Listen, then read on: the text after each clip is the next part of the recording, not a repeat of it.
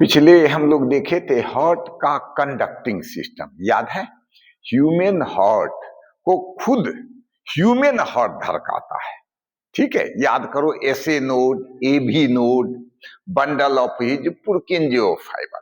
आज छोटा सा टॉपिक है हार्ट का फंक्शनिंग। हार्ट का फंक्शनिंग, इतना बात तो हम लोग बचपन से देखते आ रहे हैं कि हार्ट में कंट्रैक्शन होता है और रिलैक्सेशन होता है। लेकिन बच्चों, हार्ट का जो कंट्रैक्शन और रिलैक्सेशन है वो रिदमिक है। रिदमिक मतलब समझते हो, लयबद्ध तरीके से। लयबद्ध मीन्स जैसे सॉन्ग में हम लोग गीत उत में वो सुने हो ना, सारे गामा, इसी तरह बच्चों कि हार्ट का कंट्रैक्शन और रिलैक्सेशन एक रिदम से होते, एक रूल से होता है। ठीक है, इसीलिए हार्ट के कंट्रैक्शन को हम लोग सिस्टोल कहते हैं और रिलैक्सेशन को क्या कहते हैं? डिस्टोल। फिर से मार करो, हार्ट का जो कंट्रैक्शन और रिलैक्सेशन है कुछ रिदम से और रूल से होता है। इसीलिए हार्ट के कंट्रैक्शन को हम लोग सिस्टोल कहेंगे और रिलैक्सेशन को क्या कहते हैं? डिस्टोल। अब बच्चों आओ थोड़ा सा हार्ट के फंक्शनिंग को देखें। अब याद करो, एट्रिया का दो राइट और लेफ्ट वेंट्रिकल का दो। बस पहला बात समझो, दोनों ऑरिकल ब्लड को कलेक्ट करता है। हाँ, जैसे राइट ऑरिकल में पूरे बॉडी से ब्लड आता है डिऑक्सीनेटेड, और लेफ्ट एट्रिया में लंग्स से आता है। मतलब क्या कि दोनों एट्रिया ब्लड को क्या करता है? कलेक्ट करता है। और थोड़ा सा इस तीर के निशान को देखिए, लुक हियर, दोनों वेंट्रिकल ब्लड को शरीर के डिफरेंट पार्ट में क्या है? डिस्ट्रीब्यूट करता है, सप्लाई करता है। और उसमें भी अगर आप स्पेसिफिक चाहें तो राइट वेंट्रिकल लंग्स में ले जाएगा और लेफ्ट वेंट्रिकल से ब्लड बॉडी पार्ट। मीन्स क्या?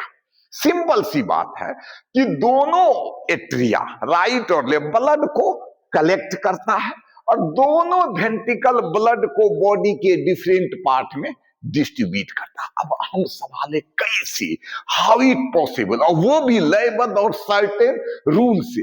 बेटा जी, इसीलिए इसको हम लोग कहते हैं कार्डियक रूल। क्या कहते हैं? Cardiac rule. ठीक है, फिर से हम लिखे भी हैं, both atria collect blood and both ventricle distribute blood to different part of body. अब थोड़ा सा इसके रूल्स और को देखें, मार्क करो। दो घटना, पहले सिस्टोल और डिस्टोल दोनों को चले, दोनों ऑरिकल एक साथ सिस्टोल होगा। हाँ, जब एट्रियल सिस्टोल होगा तो वेंट्रिकल उस समय क्या होगा? डिस्टोल के पोजीशन में, एकदम अपोजिट। मार्क करो, एट्रियल अगर दोनों एट्रियल एक साथ सिस्टोल करेगा उस समय वेंट्रिकल किस पोजीशन में रहेगा? डिस्टोल के पोजीशन में। और कहता है कि जैसे जैसे ओरिकल में सिस्टोल होगा वैसे वैसे वेंट्रिकल में क्या होगा? डिस्टोल। मीन्स बच्चों, आप कह सकते हैं कि both auricle systole simultaneously followed by ventricular diastole. मतलब दोनों ऑरिकल एक साथ सिस्टोल होगा और जैसे जैसे ऑरिकल में सिस्टोल होगा वेंट्रिकल वैसे वैसे क्या होगा? डिस्टोल होगा। पहला कार्डियक रूल यही है। दूसरा कार्डियक रूल आओ हम लोग देखें सिस्टोल का।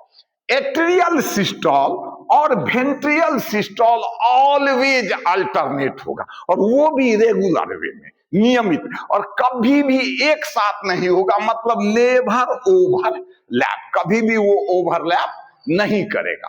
मतलब ऐसा कोई क्षण नहीं आएगा सिस्टोल में कि ओरिकल भी सिस्टोल होगा और वेंट्रिकल भी एक साथ सिस्टोल होगा, ऐसा कभी भी नहीं होता। ठीक है, तीसरा है बेटा डिस्टोल का।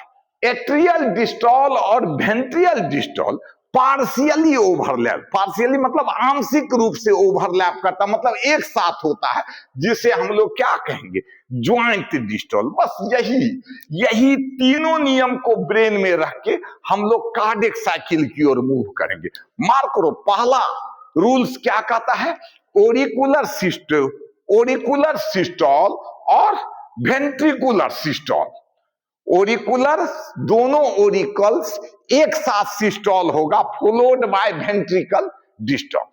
अब ओरिकुलर सिस्टोल और वेंट्रिकुलर सिस्टोल ऑलवेज क्या होगा, अल्टरनेट होगा, रेगुलर वे में कभी भी ओवरलैप नहीं करेगा। अब डिस्टॉल का, वेंट्रिकुलर डिस्टॉल और एट्रियल डिस्टॉल और वेंट्रिकुलर डायस्टोल्स ये पार्शियली ओवरलैप करेगा, जिसको क्या कहोगे, ज्वाइंट डिस्टॉल।